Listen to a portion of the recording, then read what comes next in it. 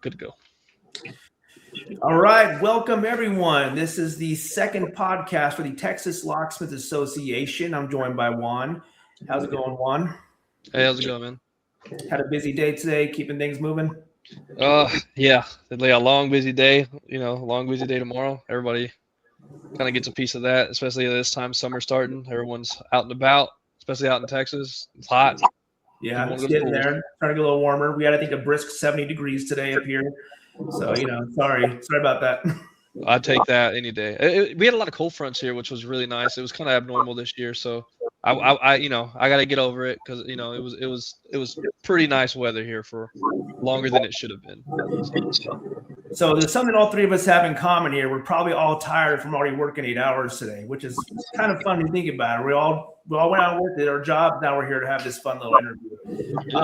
So we're joined by Noe. Noe is the owner of what is it, Insta-Keys? Yeah. Insta-Keys out of Florida. So I've been following him for a long time on social media, and his stuff pops up all the time. Like every day, I'm seeing like 4 or 5 of his videos. And we want to talk to someone that just doesn't do locksmith work. We wanted someone that actually can give us a little bit more. And say, hey, cool, we can talk about car keys all day, but he's doing something else. He's doing a lot more stuff with social media. He's doing a lot more to do his business forward other than just being a locksmith. And that's what really popped out to me is, hey, this is a cool topic. It's the 21st century here. It's 2026. People need to change the playbook a little bit as opposed to, I got a Google ad, I got a Yellow Pages, let's get things moving. No, you have to change your game plan as technology would go along. And that's why I thought Noe would be freaking perfect. So with that being said, Noe, thank you for being here. Thank you for taking time. I know it's like almost 9 o'clock over there where you're at. So again, thank you for joining us. Definitely happy to be here. Every time someone reaches out for like interview style, I'm always like, yeah, let's get it. You seem very comfortable talking in front of a camera, so that was definitely, when that opportunity came up, I was like, we should get him up here. He's not shy. That took me a long time to get comfortable. It's it can. I totally get it. So, tell us about you. I mean, where do you come from? What are you doing here? How did this all come to be? So I'm in Florida on the East Coast, between Miami and Jacksonville, like almost smack dab in the middle. Mm-hmm. Before this, I've been locksmithing about 6 years almost. I used to be a mechanic. I got tired of that because who actually enjoys working on cars for years and during the week and then go and fix your own stuff, Yeah. And I just saw that it wasn't giving me the lifestyle that I wanted, the opportunity. I realized that being a mechanic is a very underappreciated industry. Because what do you mean you can't hook up your $20,000 worth of equipment to tell me what's wrong with my car, And like your oscilloscopes and your whatever snap-on junk that they use. I'm a big hater with snap-on, by the way. And then I just I was looking for different opportunities, and I stumbled across locksmithing by accident. And I was already doing like social media related things. And then I was like, wait, let me apply all the skills I learned here to get customers, and it just snowballed. And I thought maybe 2-3 customers a week for like basic stuff for like old vehicles, and I just started getting requests for like things that require programmers and cutting tools, and it just kept going up from there. And yeah, that's where we're at now. Kind of snowballed over time, and I know a couple of mechanics that have become locksmiths, and they mostly focus on automotive because that's where they're comfortable. Right. I'm not the kind of guy that likes tearing apart an ignition, but I know some guys are mechanically, that's their history. They'll tear apart a dash like it's, like if they're having dinner, they don't care. It's something that I never got into to be comfortable. Let me take apart your freaking dash to find a special, fuse or something. But as a mechanic, this was just probably the next easiest thing to do. Yeah, it definitely came to me a lot easier. I see a lot of people in the Facebook groups asking about how to do the most basic stuff, and I'm like, why are you guys? That's elementary stuff. But then I find out they have zero mechanical experience, and I'm like, oh, to me that's basic. So that definitely gives me a leg up. I don't think you have to be a mechanic to be good at this, but it definitely helps because there's things that I get called for that mechanic says it's a key, and I'm like, yeah, you got a mechanical issue. It's not a key issue, or vice versa. I've seen that a lot actually with employees. I've hired employees that are like, have no background, in locksmithing or mechanic, and I've hired some that have a mechanical background that, even if they're, working on their cars or like very light mechanic stuff, they just learn faster.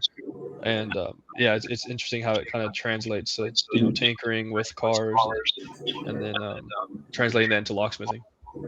Yeah, the something I tell people is that locksmithing is just diving in deep into one system Yeah. and then kind of like using that as reference for the other systems. Like I had no idea body control modules control the keys. Then I'm like, oh, I know what a body control module is.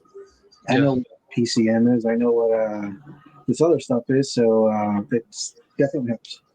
It also helps. Like, I don't know if you have mechanic clients. I have a lot of mechanic clients, like for like module programming and key programming after a module has been swapped. And a lot of times it'd be crazy. It's crazy how much they're just like, no, it's you just need to do this, and you're like, well, it's a little more complicated than that because the key is like here and here. Yeah, Um, the pin code's here, but then we gotta yeah. So that's always like yeah, been been interesting. It's like, we don't want to step on people's toes, but you also want to be like, look, on my system that I know that it's here, right, yeah, and it's always been an yeah. interesting road to navigate. And the nice thing is that most of those, in my experience, well, the better mechanic customers are like, you know what, this is all related to it. I'm just gonna let you do the whole thing. Just get it done. Yep. And I'm like, great, that works. Well, whatever it is that I can do, or whatever I can't do, I tell them you need to do X, Y, Z first, and then you can call me. Yeah. I get it. Well, I'm glad you're here, man, because I think you have a lot of interesting things to tell us. I think your experience and what you focus on and what you're building for your social media is going to be really, really, really nice to talk about here, because I think all of us had some conversations the last couple of weeks here that, there's some really, really great locksmiths, but they can't market themselves out of a paper bag. That shit hurts me. Yeah. Right. And there's people that, they couldn't, pick a quick set to save their life, but somehow they're killing it on social media. So, it is what it is. So I think, having the right tools in your arsenal make a big difference here in 2026. Yep. Go ahead. It's just crazy. Yeah, I know phenomenal people. And I'm like, you don't understand how the internet works. That's cool. Yeah, there's a guy I met a few years ago. I believe in Pennsylvania. I think he deleted his social medias. I've never done an EEPROM job on a sod. Frankly, I don't do a whole lot of EEPROM jobs because where I'm at, I don't have to, which I feel like that's a disservice for me, but I just haven't had to do them a whole lot, which is still cool, I guess. But, like I think it's a sod where you have to remove the steering wheel, the modules behind the airbag. It's an airbag module. Yeah, I got good at doing those in 45 minutes. I'm like, dude, what the fuck? Like, how? I've never done one. I know what you have to do and stuff. And that would take me first time probably 4 or 5 hours if I have some guidance, maybe less. I don't know. He's like, yeah, I'm really good. I can do them in 45 minutes. And I was like, well, do you get a lot of clients? Like, I'm sure you stay busy. Like, dude, I'm lucky to get 4 or 5 a week. And I'm like, oh, that's not good. Yeah. And so I'm like, well, and that's when it hit me. I'm like, yo, there's guys that are straight killers, straight thugs that they make me look like I'm irrelevant, but when it comes to getting customers, it's a different story. Right? Yeah. I do a lot of EEPROM where I'm at, and I get like, usually locksmiths will send, like if they don't get to me, they'll get to like my mentor and old boss, like in our zone. Like, they'll get to one of us eventually, and we'll be like, did this customer call you? Yeah. Did you quote him this? Yeah. Okay. Make sure we're not screwing each other on this one. Yeah. And because there's just not many people like that, but we kind of suffer from that. We don't do any kind of I don't really do very much advertisement besides like some of the local stuff for like schools or stuff like that. And I kind of suffer from that sometimes. Luckily, my town's not that big, so they come to me eventually because I'm trying to be friends with as many locksmiths as I can around me. Same here, yeah. Yeah. Small world, yeah. Yeah, I try. Just some guys are kind of weirdos, but you never know. The sad truth is that skill doesn't equal success in this industry. Yeah. It doesn't matter if you're a 45-minute EEPROM guy, but you're not number one on Google. It doesn't matter.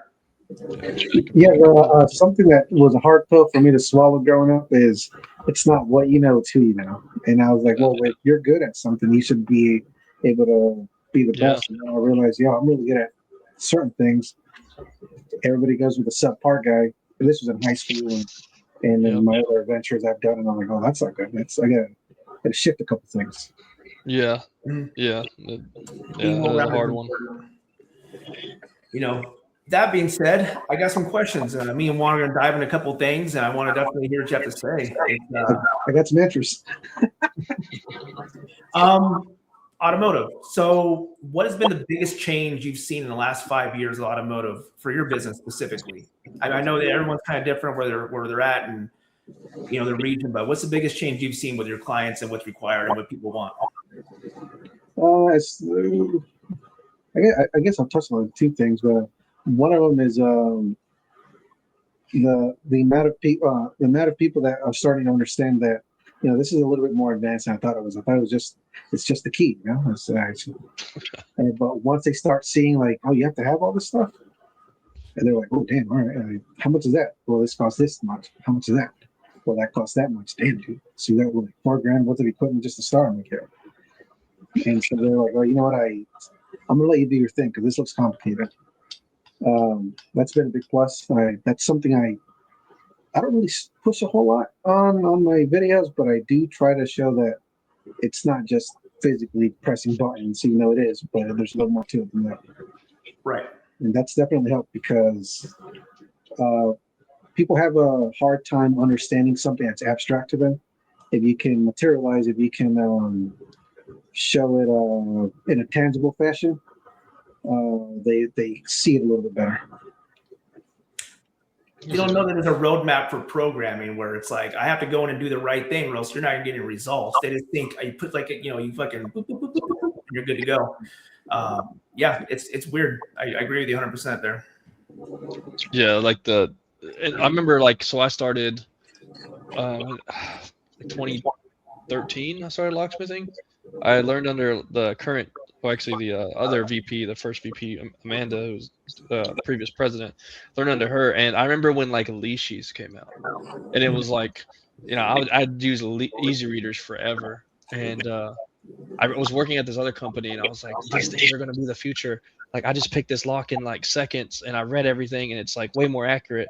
And everyone was like, that's a weird thing. I've never seen that. You know, that nobody wanted anything to do with it. You fast forward it to like 2017, and everyone's like, leashes are really heavy hitting, and now there's like all of them. It's just standard now in the industry. Yeah, and yeah, I just remember that there was like 2 programmers out, and now there's like, you know, it's almost like a thing where there's like so many of them now. Like, which one do I need? And it's like all of them, but not all of them, but probably all of them. Like it's a wild. You know, there's always something to buy, and I don't know. I've never noticed that's like good or bad, but it's there. You know? Someone's making money, and it's not always us, unfortunately. You know. Good. Yeah. So, what we noticed too, like, I guess, so you're very active on social media. Was this like always going to be like always part of your business strategy, or like were you just naturally just kind of just happened one day and you're just naturally drawn to keep doing it? It evolved into that being my business strategy because I wanted to get on Google. I think because most people, when they start in this type of service, they think, okay, Google this, Google that, when it's cool. And I saw how much it was costing to advertise and how long the process it was. And I didn't really understand even how to, I'm going to backtrack a couple of years. When I first started, I was 28, I think. I got tired of mechanic work, and I was like, you know, I got to do something different. So, and I realized that it's not everyone causing me to miss opportunities. It's me. So I started learning sales, writing ad copy. Do you guys know what copywriting is? Mm-hmm. The words to like on text to sell to get you to buy things or to do it. I learned digital advertising, and then so when I came into locksmithing, I was like, you know what, I know how to do this, so let me apply it to here. And I really didn't want to, but then I was like, you know, I'm getting results here. I'm not just talking to one person like at the grocery store, making one video, one post, and I'm talking to however many hundreds of people. And once I saw there was traction there and strangers messaging me, I decided to start implementing it slowly, but I was really hesitant on it. But over the last 3 years, I got heavier and heavier, and now I'm the heaviest I've ever been. as far as like using social media as a strategy, because that's what got me to where I'm at, and that's how I quit my day job slash Yeah. got fired. So, yeah. Yeah. So I had a quick question in between that. So, with previous, people using social media as with locksmithing, it's always like a hit or miss with some people are like, oh, that's terrible, you're showing too much, and some people are like, oh, that's great, people are seeing what we do, and that it's not just a key, you know how do you combat that? Like, how does that I was hoping that somebody would ask this, because I'm a big, I have a big thing with that. yeah, There's most locksmith, they, in order to create content, they're showing that, hey, this is how I do. Basically a how to. yeah, I don't show how to. I I show the kind of like a summary of something. Like, I don't show how I'm picking the lock. I don't show how I'm pulling up the cylinder from a Honda to read the number.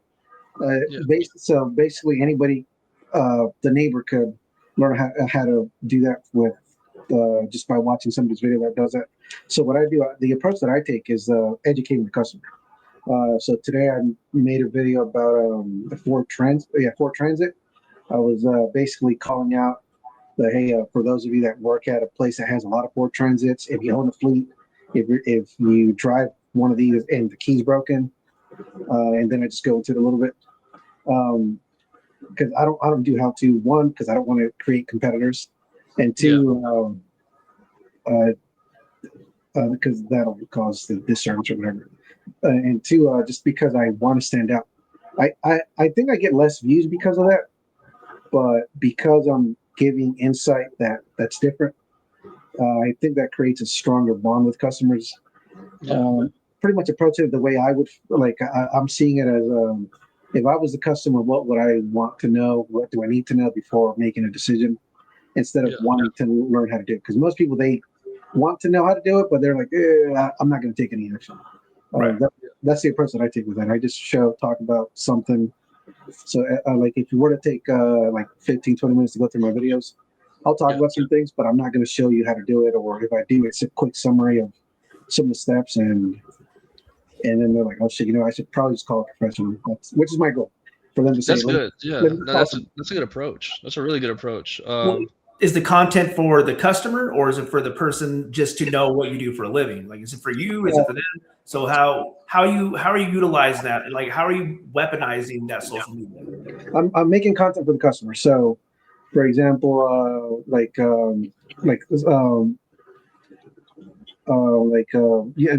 we're on a job and we're stuck on something, like say I'm looking for the start connector for a car. Okay, where's the start connector located? There's videos out there that'll show you exactly where it's at and what to do. But my goal is to make contact with the customer, not for other locksmiths. That's why I don't do the step-by-step stuff.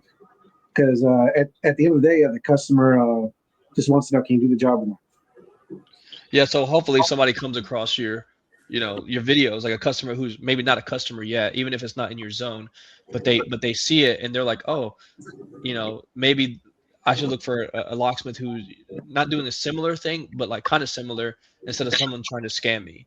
Like, yeah, like, so that's good. Yeah, I think that's like a really good like service to the industry.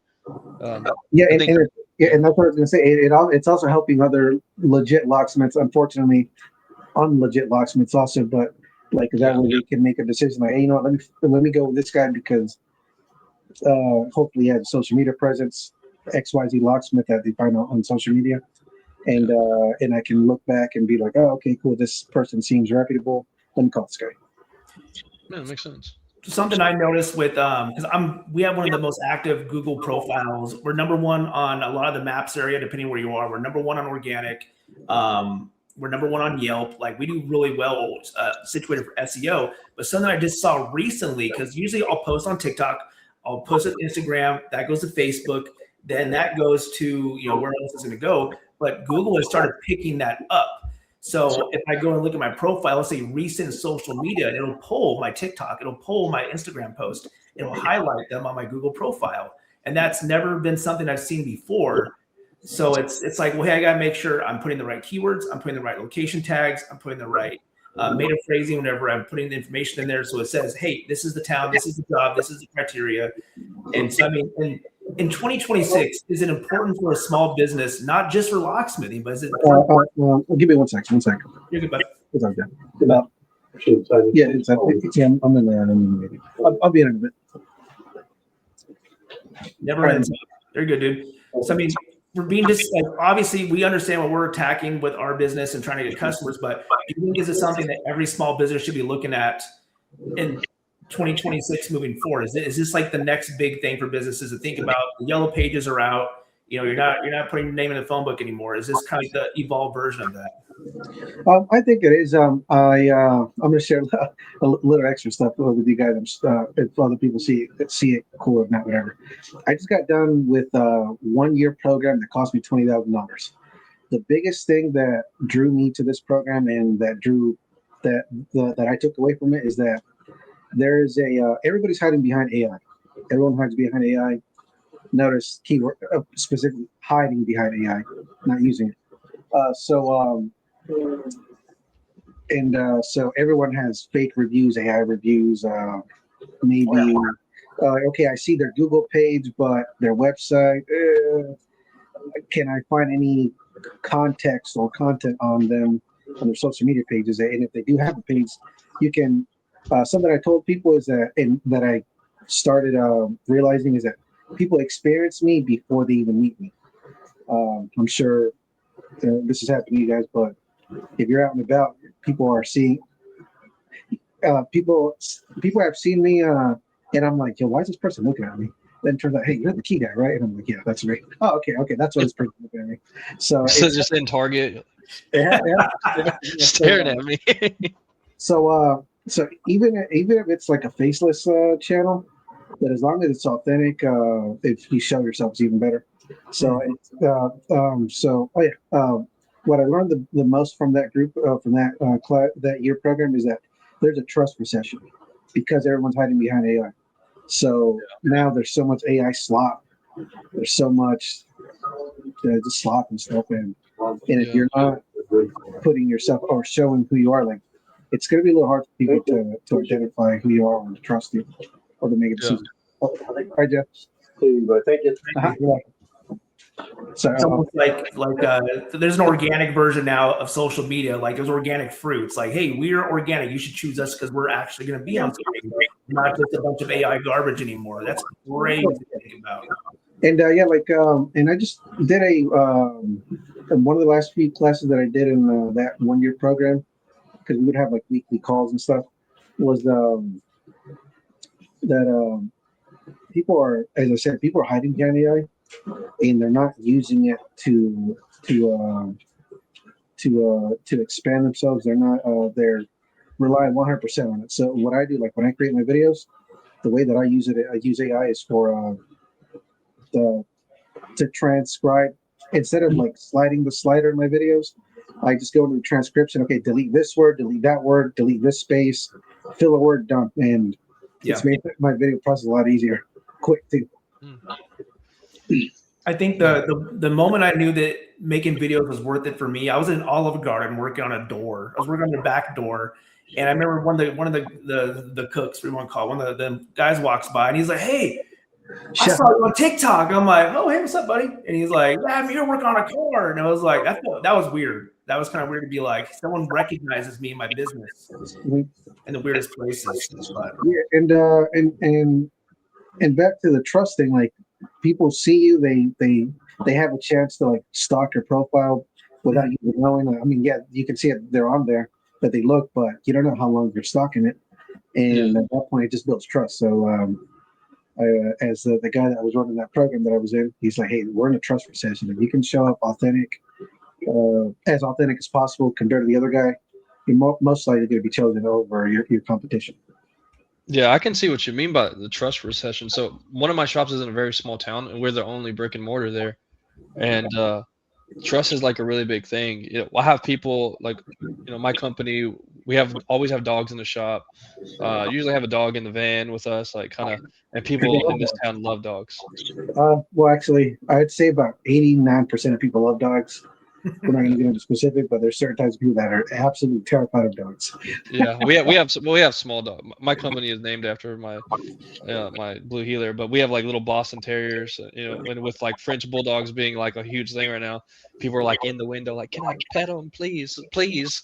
And people come in the shop and they're like, are the dogs here? And they're like, oh, they're not here today at the groomers. Like, we'll be back. Oh, so now it's like it kind of backfired on me because if a dog's not there, people get they're like, oh, we'll come back later. The dog wasn't there. That's horrible, man. Yeah, yeah. I'm like, oh, that's new. But yeah, the trust thing, like there's like small things like that where they they see us, they see our story on our website and on our in our shops and stuff, and I don't think it like really matters if we're a little bit more expensive than the key, across the way. They come back and the trust thing is huge. You're very right on that. Yeah, there's one other thing. I mean, there was a lot of things that I stole from that program, like a lot of things I took away. One of them was basically not missing an opportunity. So where I tie that in is I want to say like in December, I think. I had a customer call me because suppose he lost the key. It was like a Cadillac or something. And I said, yeah, I'll make it. It costs this much. Cool. I at least see the door. I open the door and the key is in the car. And so I was like, you know what? This is one of those times where I need to seize the opportunity. And I filmed myself saying, hey, you know what? I think the video said, hey, I'm making this video to show that I'm not a dirtbag. And again, I use like interesting beginnings to catch people's attention. And showing the customer would not have known that I found the key. I could have just made one and been like, hey, here's your whatever the bill is for a lost key, and she would have known. And somebody said that, like, hey, why'd you do that? Why'd you film this if you're not a dirtbag? I said, hey, it's branding, publicity, trust. Mm-hmm. Yeah. And so some people were, even within my circle, and some people, just random people, they were like, that was pretty cool of you, because other people would have just been like, yeah, well, I'll just make a new one. Cool, let's go. But, it's incredibly difficult to know that we're in the security business and trust isn't even an issue. Like, you would think that you call someone to, protect your home or to, secure your building or your car, and you're like, I have to worry about if I can trust this person. The website call now 20% off. And yeah, it's crazy to think that will ever be a thing, but it is. Yeah, it definitely is. Well, with that being said, so one thing, with you're talking about you don't do a lot of EEPROM, so I'm guessing you're doing a lot of just run of mill car like Toyota Camrys, Nissan, stuff like that. Yeah, OBD car. There you go. So with the integration of like NASTF for everything in the modern cars, how do you think the industry is going to be in, like, let's say 5 years or so from now? I think there's going to be less. I don't like to say less competition, but there's going to be less reputable people. And whatever amount, and this is just my opinion, whatever amount of interesting characters there are now, there's going to be less, because as we get, we'll say like 2020 or whatever pre-FDRS or pre-SPS2 vehicles are, as they phase out, there's going to be less people, so they'll be like, oh shit, I'm going to have to get all this credentials and all that, which I don't have mine yet, because I don't get a whole lot of I'm starting to now, but I don't get a lot of calls for vehicles that require OEM software, and I don't have to buy codes either or do any module programming like that. But I think there's going to be less people that are willing to stick around, because all the bottom feeders are going to phase out, because they're going to be like, oh shit, now I got to raise my price, and people don't like that, and my selling proposition is the lowest price. Yeah, which I'm cool with that. Again, I just got to get my thing, but got to get my credentials, but don't bother me. Yeah, I have a lot of friends like that are, shops all over, US and stuff, and they're just like, do you have NASTF? They're like, we just don't ever really need it. They're like, we don't get these cars, or we're doing these cars. I'm like, oh, you're like right under the radar with it. And for me, it's like I get a lot of new Nissans and a lot of Fords. Like every day, there's probably a NASTF Ford calling me, and I like have to have it. Yeah, I'm starting to see them now a little bit more, and I had somebody with like a 2017 F250 call me like a year ago, and then about 3 months later, I saw them in the auto parts store again. They're looking at me, and I'm wondering who the hell am I supposed to look at me? It's because they see me online. Then I guess their son bought like a 24 Lightning. Is that the electric one? Yeah, the Lightning. And hey, is it still? I think I quoted them like two something, like low 200s for a second pub for their like whatever 17 or 19 truck. And they said, hey, it's still the same price now. This is you're looking at a like different animal. They're like, what? That's a lot. I'm like, yeah, you gotta. You're in a different league now. Yeah. You got to pay for this big time. So, I wanted to get it for my son's birthday gift. This is his truck. Well, get some money together and. But yeah, like I don't get a whole lot of it. That's fair. That's fair.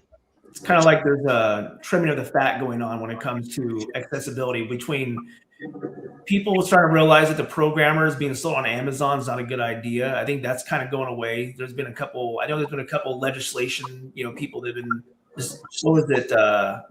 It was key innovations. Someone said they want to make it a law to prevent certain people from buying certain things, yada, yada, yada. And then NASA stepping in and maybe even requiring it because they posted like a year ago about how they're rolling out NASA requirements for Pro pads and smart pros, and some people were saying yes, some people were saying no. They're going to involve themselves in it, and now we're starting to hear rumblings. It's actually going to happen. It's going to be interesting to see. Yeah, I think there's going to be a lot less people that are they're going to be wanting to put the money into it that they want to take that leap anymore because it's not just I got a programmer, I got some fobs and a key machine. It's like, well, fuck, I need a laptop. I need I need all this stuff done now, not just a cheap KM100 anymore.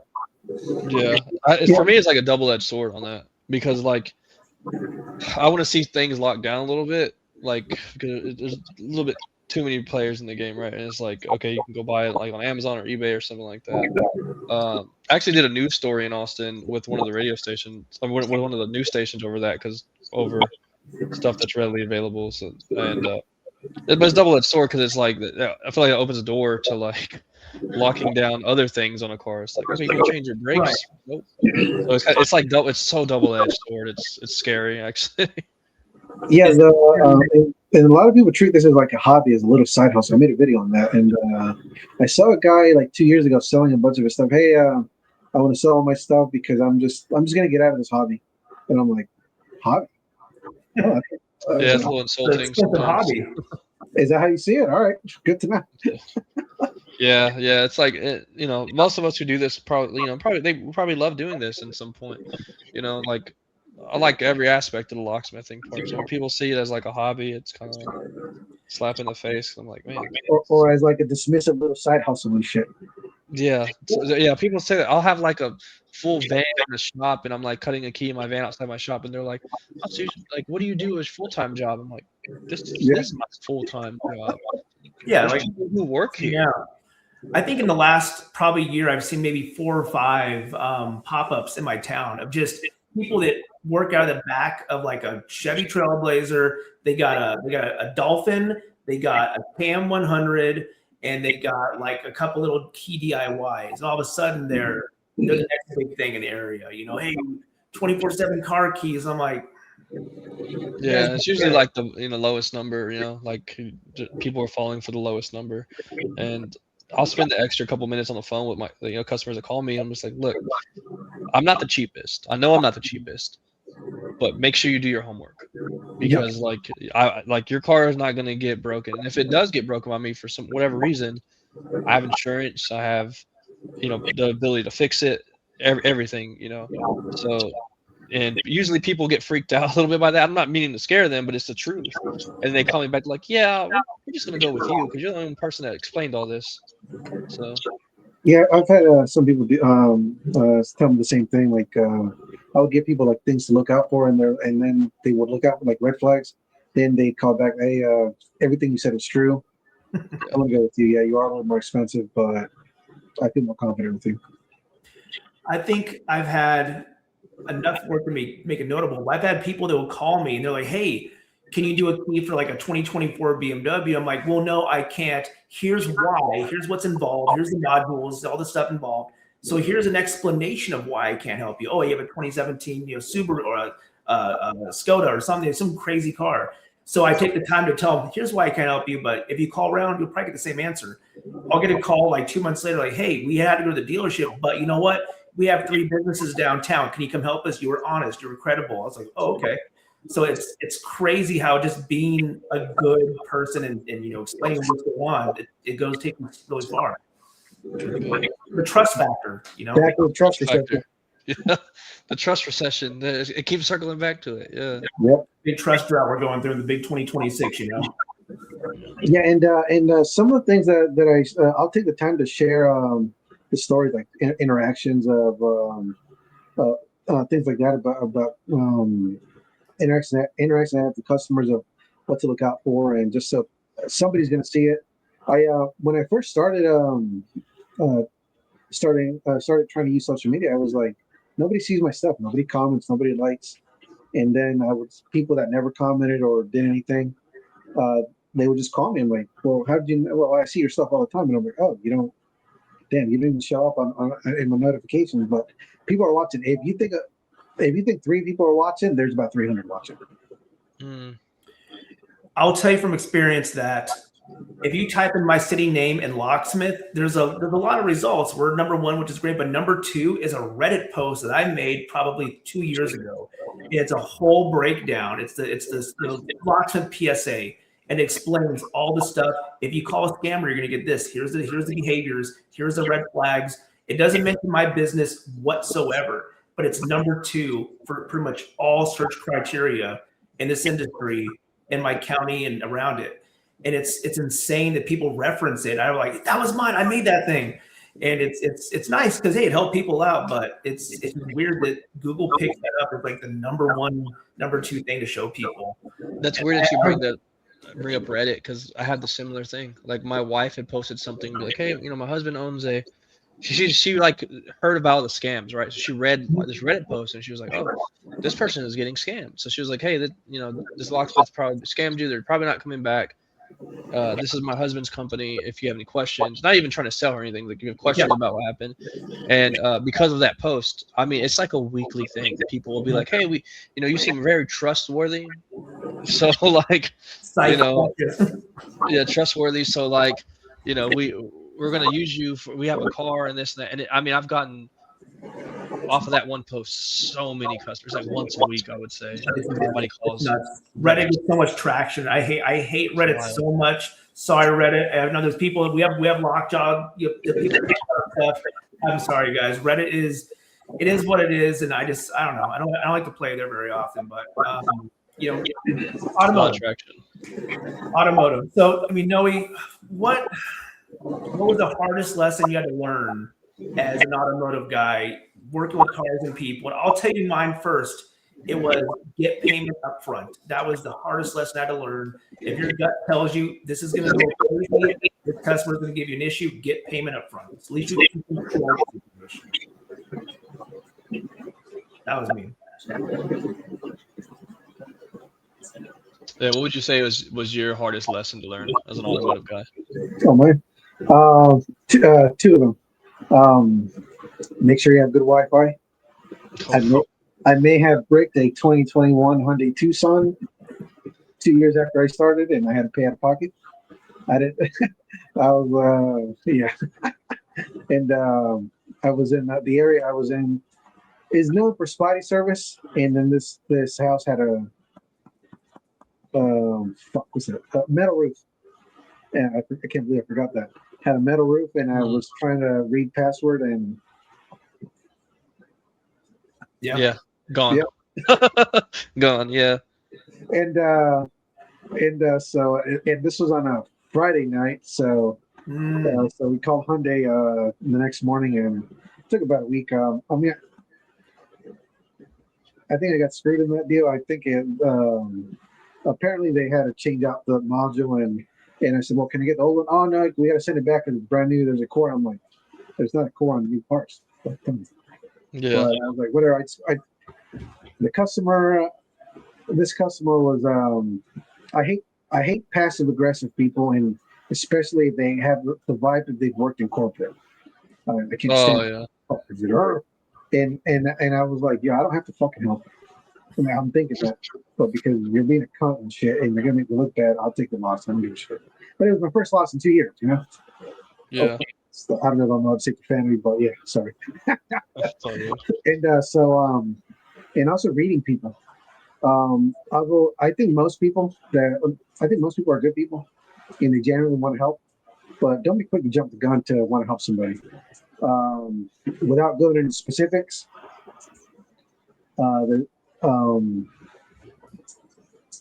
certain demographics, if you know that there's certain type of,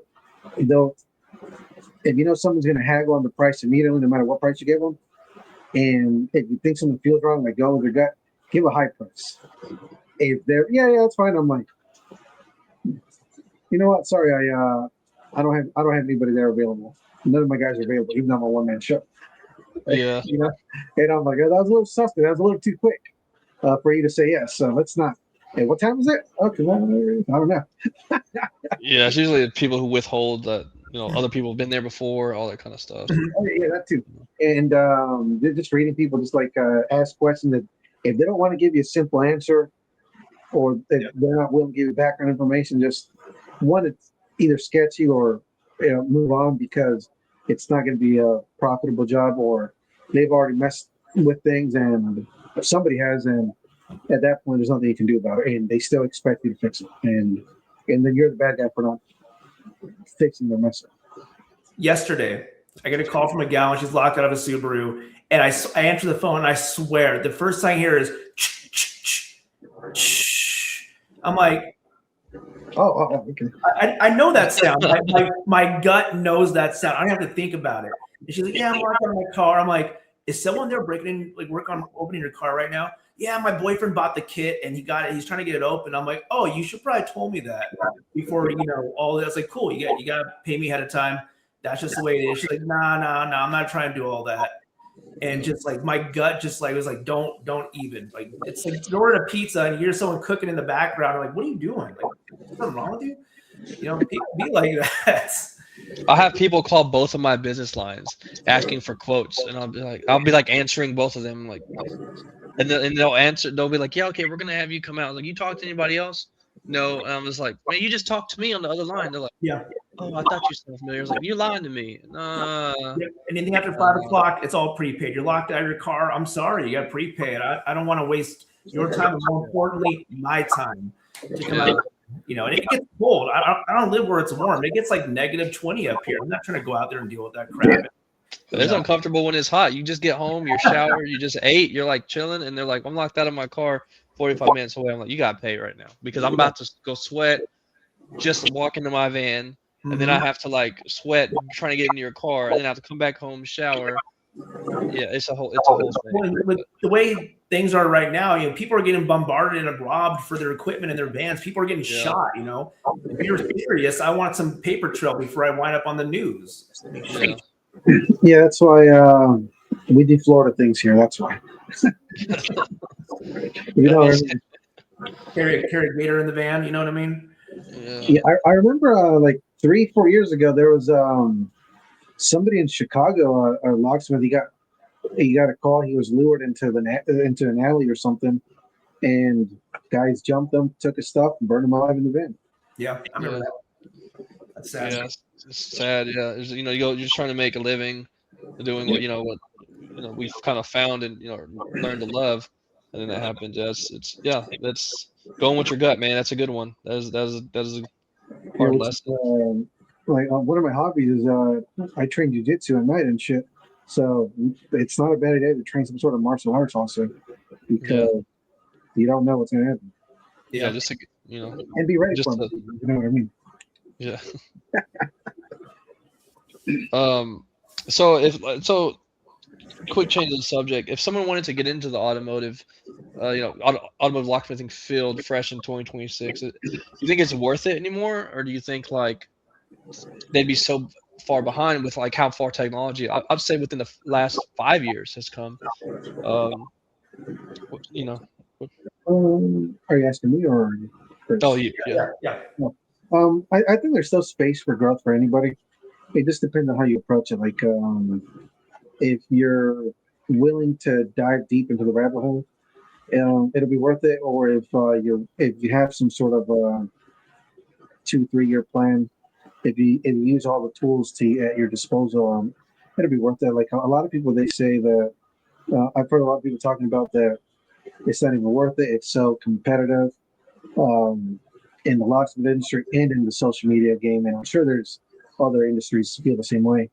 But as I was talking about, like the transparency and trust and all that, if you know how to stand yourself out like that in any industry, um, it'll be worth it. But specifically about the automotive, I think now, like as we're getting into like much more advanced cars, there is a bigger learning curve.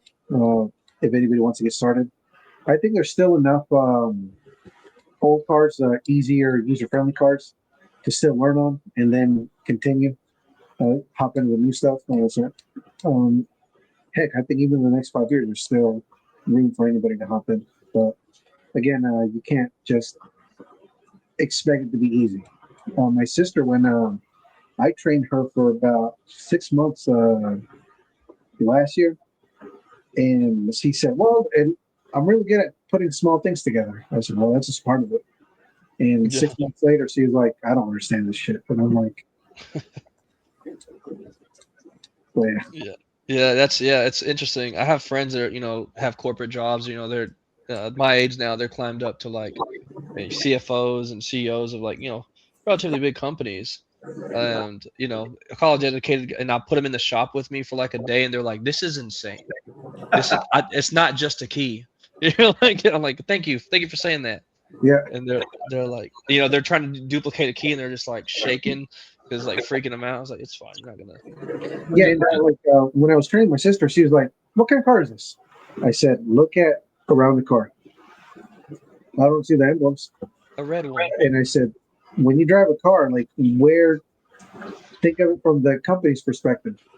They want to make sure you're driving a Mercedes, a BMW, Chevy, whatever. It's going to be on the steering wheel." Okay, well, okay, it's a Chevy. Okay, what model is it? When you're driving behind a car, how do you know what car it is? I don't know. Is it on the car? Okay, think of it from the company's perspective. They want you to know what car is in front of them. So where's it going to be at? It's in the back, right? So look. Oh, it's Malibu. And it applies for every car. And then again, what kind of car is this? We go through the same thing. I'm like, bro. Yeah. That's interesting. And she likes cars. Keep in mind, she likes cars. When I kind of decided, because I was doing a lot of general locksmithing for a while, and I didn't start with cars. I knew that was a whole process. I was like, let me get a CK100. Let me do a couple of easy cars. Let me learn the systems. It was kind of like a slow, get into the deep end before a while. It wasn't like 60 grand. I got it all. I got to learn it now. It was, let's start with easy. Then let's work, at a what's that called? It's the Miracle A9 clone that was all over China. You know what I'm talking about. It looks like a Fisher Price toy, the yellow one.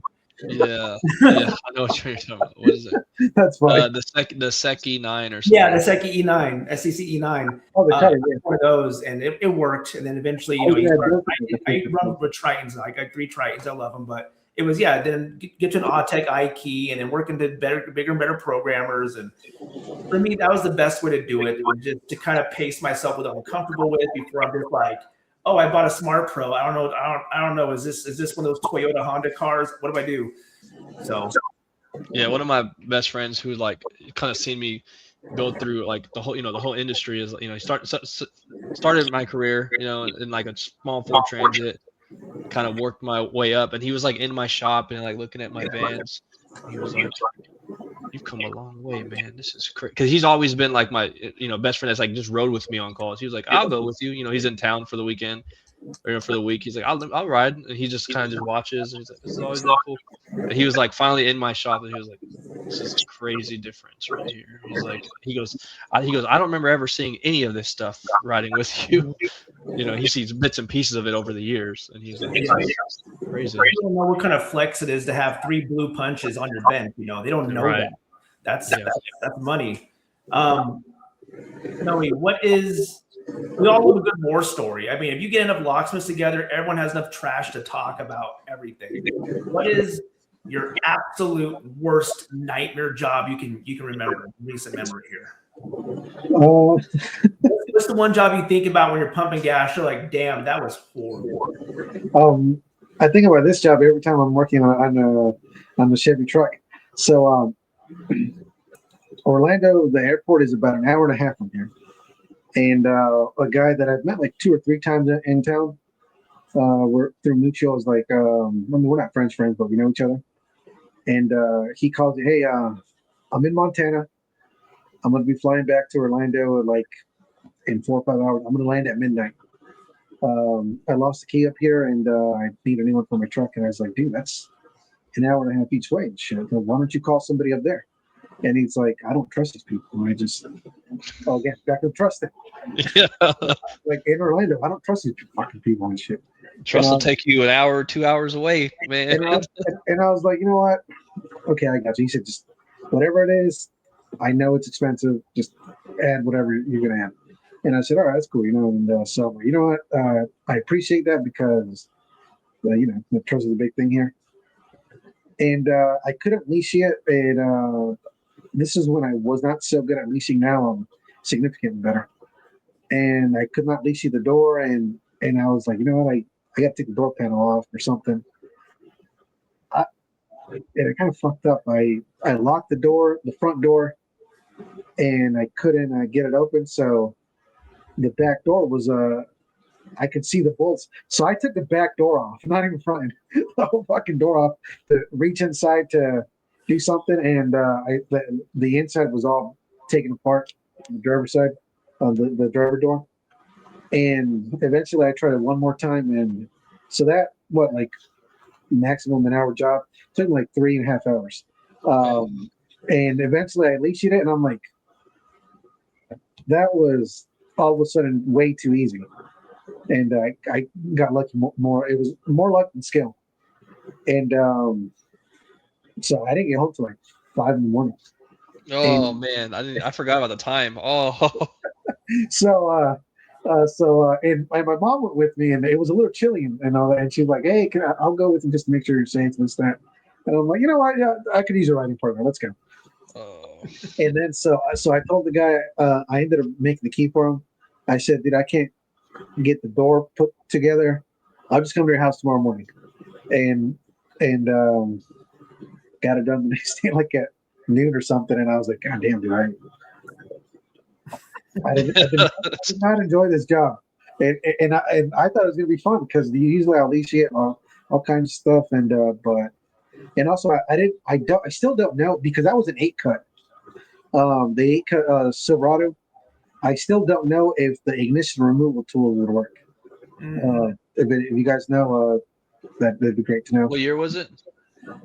It's like a 19 or 20. It's it would have worked. 8-cut Chevy truck ignition instead of 10. And so and now and because of that, just that was one of the reasons I decided, dude, I'm gonna get way better at leashing. Now I always used to struggle at leashing the ignitions. Now I can pick them over significantly quicker. And but yeah, that was my not so fun adventure, along with the Hyundai I was telling you about that are great. Yeah. Those both sound not so fun.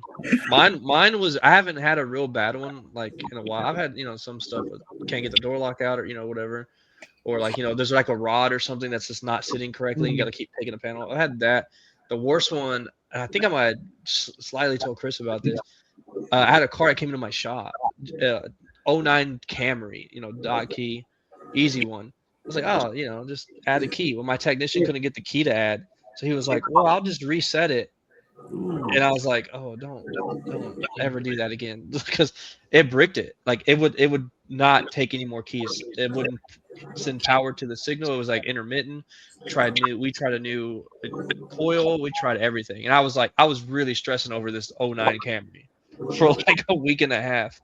And Yeah, we ended up having to do like emo off on it because the guy was like, I don't even want to have a chip on it. I was like, because you can pull the normally it's like, oh, you EEPROM the box, replace the box, but it's on the firewall, and no matter how hard you try to reach a hand or a tiny hand, doesn't matter. You're not getting it out. You have to pull the whole dash. I was like, yeah, well, that's not happening. And and so I ended up doing emo off on it. Guy was happy. I was like, here's like 10 keys. Don't come back here ever again. I knew that car was gonna give us issues. It was like one thing after another. They replaced like the engine or something, so it was just like a nightmare of a car. It really stressed me out for about a week. Nicest people, like really super nice people, and they were like, "We trust you. You'll fix it eventually. Just do it." And I was like, "Oh, why?" So I'm going to tell you, I'll give you an automotive one. Since we're on the automotive stretch here, I got some horrible calls to talk about, but this is pretty automotive. I had a 2006 Excursion, right? Big old gigantic Ford. It was lifted. It looked nice. Little old man's driving it down to somewhere. So he's driving from the Pacific Northwest somewhere. He had one key. And I was not into car keys enough to deal with cloning yet because, hey, I just hit 9046. I clone it out, no problem. So I was not that far in advancement here. So I was looking for my key or something. So this is long time ago. And he's like, I want a second key, and I could not get this car to take a key no matter what. So I tried. And I'm like, look, bud, so I can do a reset of the immobilizer and add 2 new keys in.